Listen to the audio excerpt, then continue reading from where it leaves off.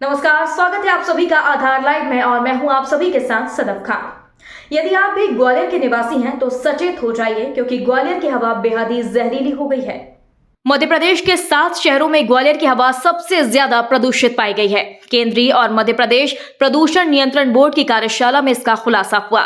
National clean air programme के तहत प्रदेश के 7 शहरों की वायु गुणवत्ता की समीक्षा के दौरान यह खुलासा हुआ है। समीक्षा के दौरान इस बात की चिंता भी जाहिर की गई है कि ग्वालियर में समय रहते हालात नहीं सुधरे तो दिल्ली जैसे हालात बन जाएंगे।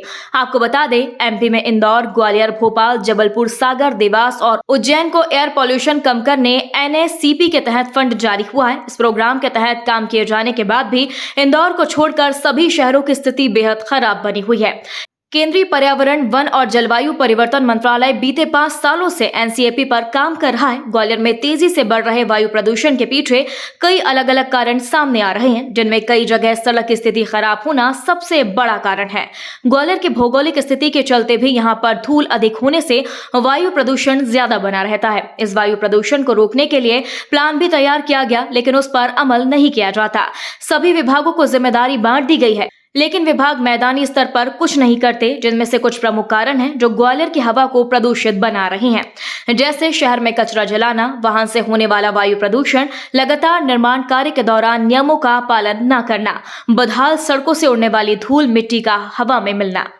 गौरतलब है कि ग्वालियर के एयर पॉल्यूशन को कम करने के लिए ITI कानपुर से सुझाव लिए गए थे, लेकिन उन सुझावों के मिलने के बावजूद भी उन पर जिम्मेदार अधिकारियों ने काम करना शुरू नहीं किया। यही वजह है कि अब ग्वालियर के वायु प्रदूषण की स्थिति दिल्ली के वायु प्रदूषण जैसी होने की संभावनाएं बन गई है, जिसका खामियाजा शहरवासियों को अपने स्वास्थ्य पर पड़ रहे बुरे असर से भुगतना पड़ रहा है। देखिए, इसमें ग्वालियर शहर प्रदूषित शहर है वायु गुणवत्ता के लिहाज से। इस तरीके के करीब 150 शहर पूरे इंडिया में चुने गए हैं जिनको NCAP प्रोग्राम के अंतर्गत शामिल किया गया है। सेंट्रल गवर्नमेंट का NCAP प्रोग्राम है। इसमें नेशनल क्लीन एयर प्रोग्राम कहते हैं इसको। इसमें ग्वालियर शहर भी है।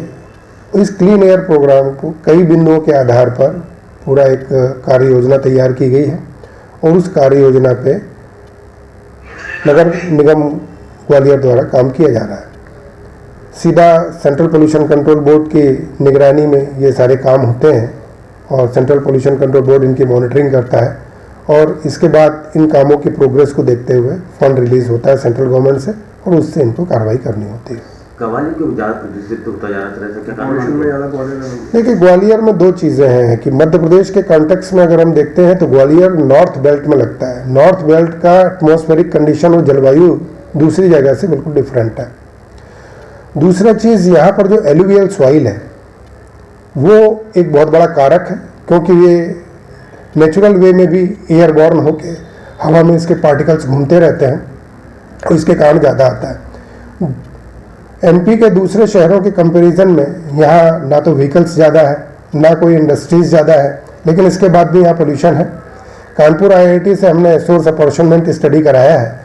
उस स्टडी के परिणाम जो आए हैं उसके अनुसार लगभग 88% डस्ट जो है, ये डस्ट के कारण पार्टिकुलेट मैटर PM10 हमारे यहाँ बढ़ता है और 67% PM2.5 बढ़ता है।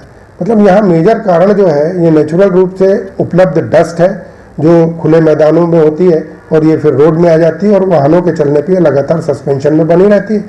एलुवियल सॉइल काफ़ी फाइन होती है और एटमॉस्फेयर में बड़ी जल्दी सस्पेंडेड हो जाती है।